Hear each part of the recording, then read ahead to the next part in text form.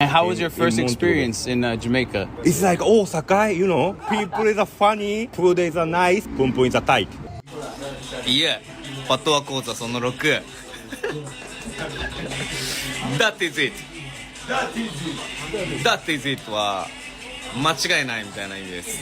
いやまな That is it I'm out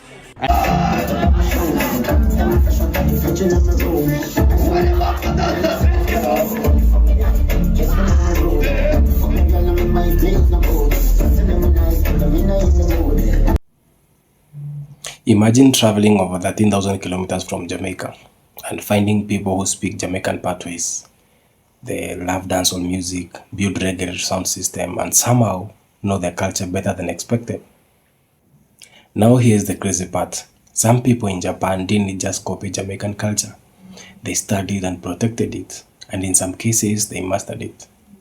Stay until the end because I'll show you the one reason Jamaicans themselves ended up accepting the Japanese reggae culture instead of rejecting it. Are you Rastafari? Yeah, yes, I. From Japan? From Japan? Yes. My name is Atsushi. We come from Kurarendo, you know. Yeah, but stay town, you know. Me and study to Jam, Bengi. You can find a teacher in my country, you know. Yeah, that's why me coming to, you know. Oh. Yeah. I've never seen a Japanese Rastafari before. No, all pa elder there, you know. Really? Yeah. Me study from them too, you know. In Jamaica? In Japan, in Jamaica Japan too. too? They visit to Jamaica too, you know. Yeah, man. While I went to Osaka, I went to go have some jerk chicken at a restaurant, and I met this Japanese guy who spoke really good English, but he spoke it with the Jamaican accent. I thought it was super interesting. The food was amazing. Let's go check him out. All right, introduce yourself. What's your name? My name IQ, Where are you from? Osaka Banang Road, And where's your second home? Where's your second home? Jamaica Kingston. Okay. Early 2004 or 5, first time in Jamaica. My English teacher is a Jamaican. Oh, okay. Where in Jamaica was he from?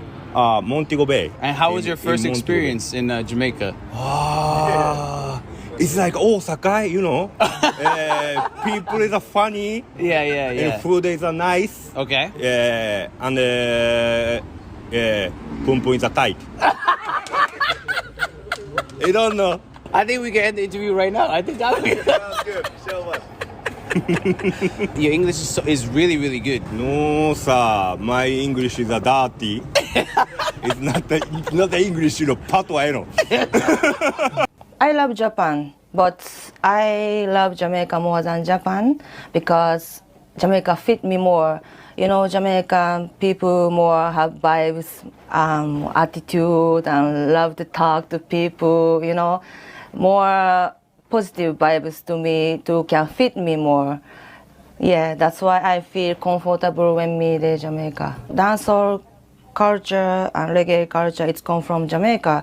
I tired to watch the phone to find which one is new dance, whatever, what's the trending, whatever. So I don't type of the run dancing from the phone. Mm-hmm. So, oh my God, I have to come back Jamaica quick as possible, you know. So when we go home, when we the airport, and we cry and we start think about when we can come back here.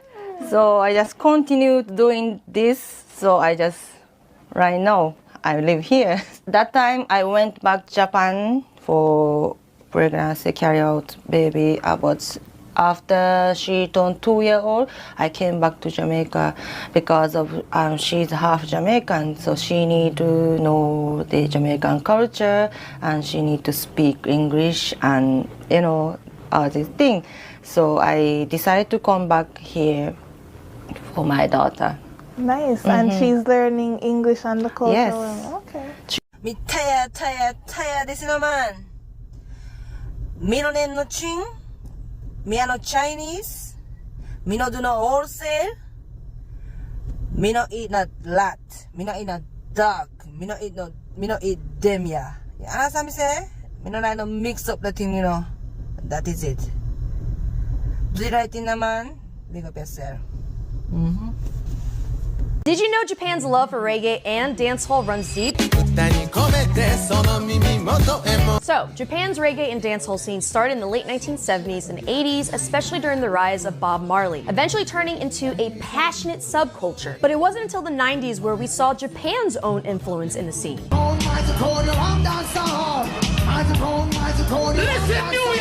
Mighty Crown, a Yokohama sound system crew, won World Clash in New York City in 1999, cementing Japan's place in the global reggae scene. In 2002, Junko Kudo became the first Japanese dancer to win Jamaica's Dancehall Queen competition. Talent like Cornhead, Akane, and Moomin, and even Japanese dancers like Cornbread have embraced dancehall, blending their own style. Reggae and dancehall have quite a presence in Japan, with festivals like One Love Jamaica Festival and Yokohama Reggae Festival attracting fans nationwide. Their share of love for reggae proves music brings people together.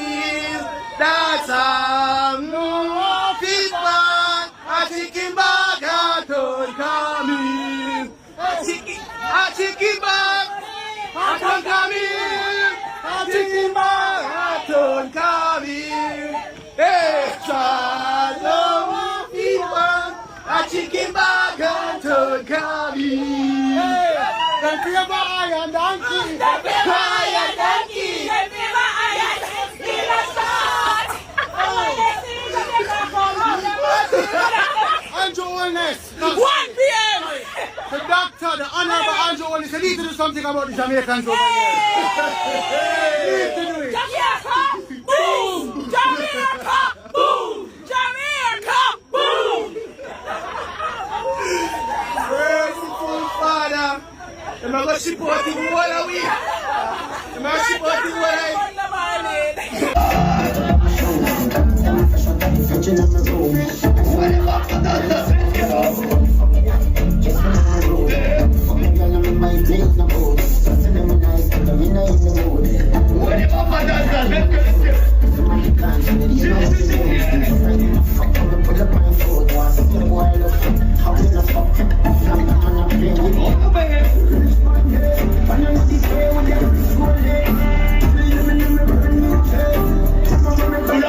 Thank you for staying until the end.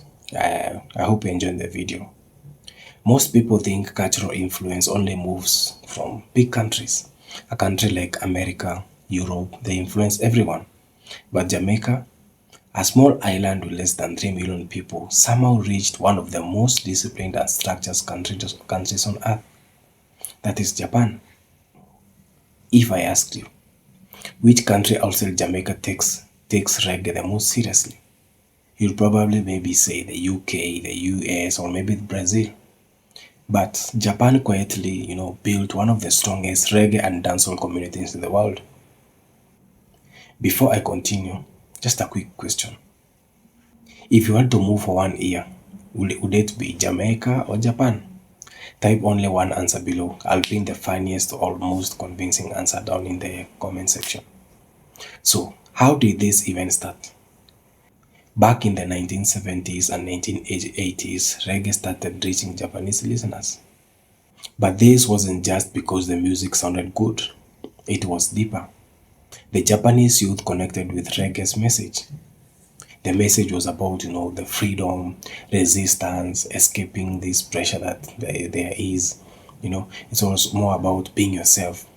And if you know anything about the Japanese culture, there's often a strong expectation to fit in, to work hard and follow the structure. Reggae introduced something different. It introduced a feeling, a mindset, a different way to breathe.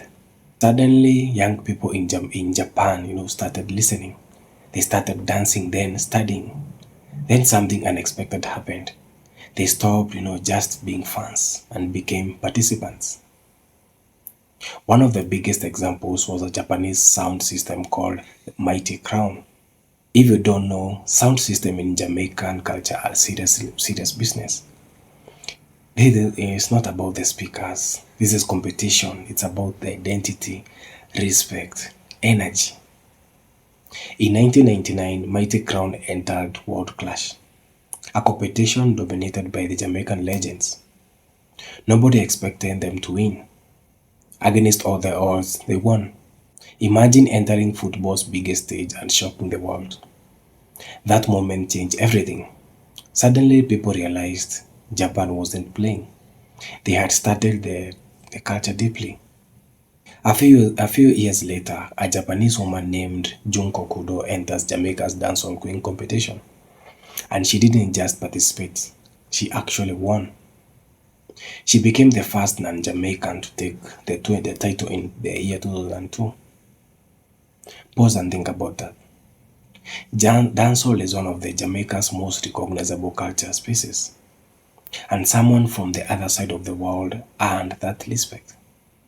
That wasn't imitation. That took years of learning and commitment.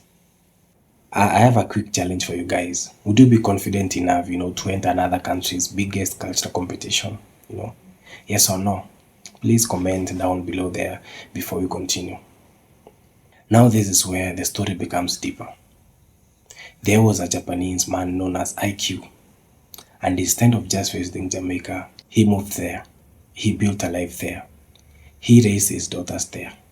And why? Because according to him, the Jamaican vibe fit him better. Think about it. People normally move searching for jobs, opportunity, money. But this guy moved because of a feeling.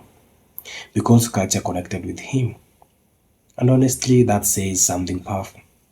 Sometimes people don't just fall in love with places. They fall in love with the values. This explains something important. Why Jamaicans largely accept Japanese reggae culture.